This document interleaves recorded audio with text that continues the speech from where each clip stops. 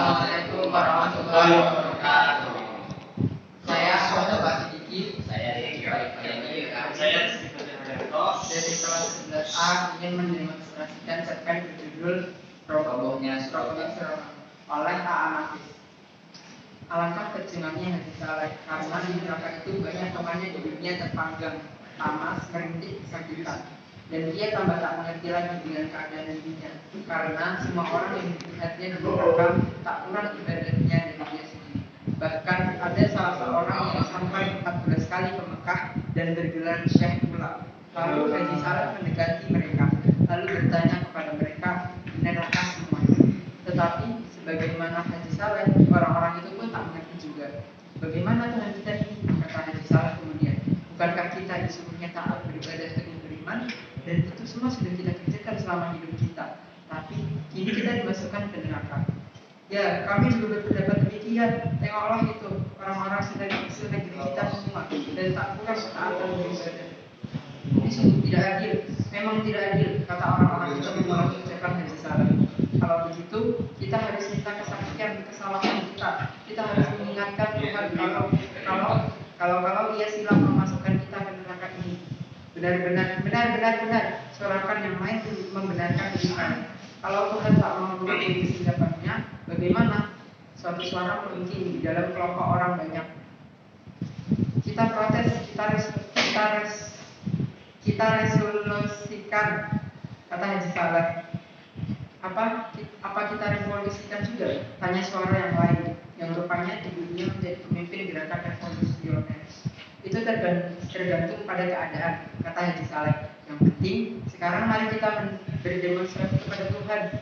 Susah sekali di dunia dulu dengan demonstrasi saja. Banyak yang kita peroleh. Sebuah suara menyela. Setuju. Mereka bersorak beramai-ramai.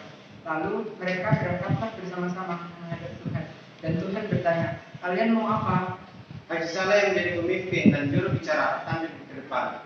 Dan dengan suara yang menggelegar dan berirama indah, ia memulai pidatonya. Oh Tuhan kami Maha Besar, kami menghadapmu adalah umatmu yang paling beribadah, yang paling taat menyembahmu. Kamilah orang yang selalu menyebut namamu, memuji-muji kebesaranmu, mempropagandakan keadilanmu dan lain-lainnya. Kitabmu kami hafal di dalam kepala kami, tak sesat sedikit pun kita membacanya. Akan tetapi Tuhanku yang Maha Kuasa, setelah kami engkau panggil kemari, engkau masukkan kami ke neraka. Maka sebelum terjadi hal-hal yang tidak diingini, maka di sini atas nama orang-orang yang cinta kepadamu, kami menuntut agar hukuman yang kau jatuhkan kepada kami ditinjau kembali dan memasukkan kami ke surga sebagaimana yang kau janjikan kepada kami. Kalian di dunia ini tinggal di mana? Tanya. Kami ini adalah umatmu yang tinggal di Indonesia, Tuanku. Oh, di negeri yang tanahnya subur itu? Ya, benarlah itu, Tuanku. Tanahnya maha kaya raya, penuh dengan logam, minyak dan berbagai bahan tambang lainnya, bukan? Benar, Tuhan kami. Itulah negeri kami. Mereka mulai menjawab serentak, karena fajar kegembiraan telah membayang wajahnya kembali, dan yakinlah mereka sekarang bahwa Tuhan telah silap menjatuhkan hukuman kepada mereka. Di negeri di mana tanahnya begitu subur, hingga tanaman itu menggunakan tanah. Benar, itulah negeri kami. Di negeri itu, sendiri imarat itu, ya, itulah dia negeri kami. Negeri yang lamanya berbudak orang lain itu, ya Tuanku, sungguhlah menjadi Tuanku. Dan kami dan hasil tanah mereka menguruknya dan diangkutnya ke negerinya, bukan? Benar Tuanku, hingga kami tidak mendapatkan apa-apa lagi, sungguh telah mereka itu. Di negeri yang selalu kacau itu, hingga kamu dan kamu selalu berkelahi dan tanah orang lain yang mengakuinya, bukan? Benar Tuanku, tapi bagi kami soal harta benda itu kami tak mau tahu. Yang penting bagi kami dialah menyembah dan memuji kami. Engkau rela tetap melarang, bukan? Benar, kami rela sekali Tuanku. Karena kerelaan itu anak cucumu juga tetap melarang, bukan? Sungguh pun anak cucu kami melarang, tapi mereka semua pintar mengaji. Kitabmu mereka hafal di dalam kepala belakang. Tapi seperti kamu juga, apa yang disebutnya tidak memasukkan ke hatinya, bukan? Ada Tuhan. Kalau ada, mengapa biarkan dirimu melarat hingga ada cucumu teraniaya semua? Sedangkan harta bendamu kau biarkan orang lain mengambilnya untuk anak cucu mereka. Dan engkau lebih suka berkelahi di antara kamu sendiri, saling menipu, saling memeras. Aku beri engkau negeri yang kaya raya, tapi kau malas. Kau lebih suka beribadah saja, karena beribadah tidak mengeluarkan peluh, tidak membanting tulang. Sedang aku menyuruh engkau semua beramal di suatu beribadah. Bagaimana engkau bisa beribadah kalau kau miskin? Engkau kira aku ini suka pujian, mau disembah saja, hingga kerjamu lain tidak memujimu, tidak menyembahku saja? Tidak, kamu semua mesti masuk neraka. Hai malaikat, halaulah mereka ini kembali ke neraka, letakkan di neraka. Semua pun menjadi cepat, tak berani berkata apa lagi. Taulah mereka sekarang apa jalan diri Allah di dunia. Tetapi Haji Saleh ini juga kepastian, apakah yang dikerjakan di dunia selalu salah atau benar. Tetapi ia tak berani bertanya kepada Tuhan. Ia bertanya saja kepada malaikat yang mengiring mereka itu. Salahkah menurut pendapatmu kalau kami menyembah Tuhan di dunia? Tanya Haji Saleh.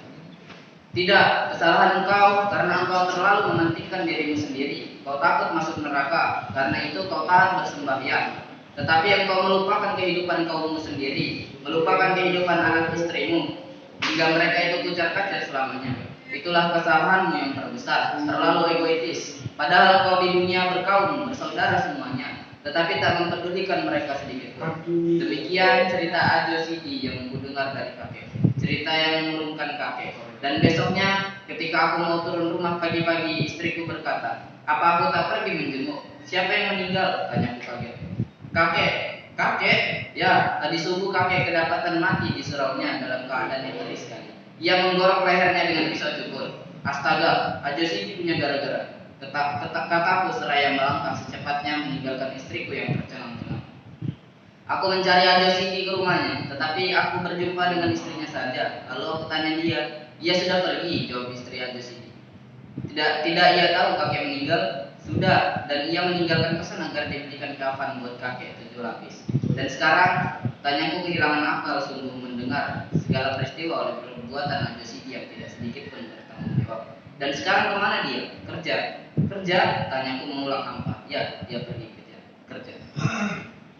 Nilai kehidupan dari cerita di atas adalah yang pertama, nilai sosial, yaitu kita sebagai makhluk sosial harus hidup harmonis dengan orang lain dan saling tolong-menolong antar individu. Yang kedua, nilai religius. Nilai religius yang ada dalam cerpen tersebut adalah mengingatkan agar kita tidak lupa beribadah kepada Tuhan yang Maha Esa. Ketiga, nilai moral, kita hidup di dunia ini tidak hanya memikirkan diri sendiri saja, tapi juga harus memikirkan kesejahteraan anak istri keluarga kita.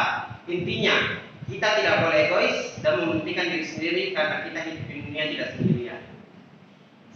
Sekian dari kami, kurang lebihnya mohon maaf. Wabillahi taufiq wal hidayah.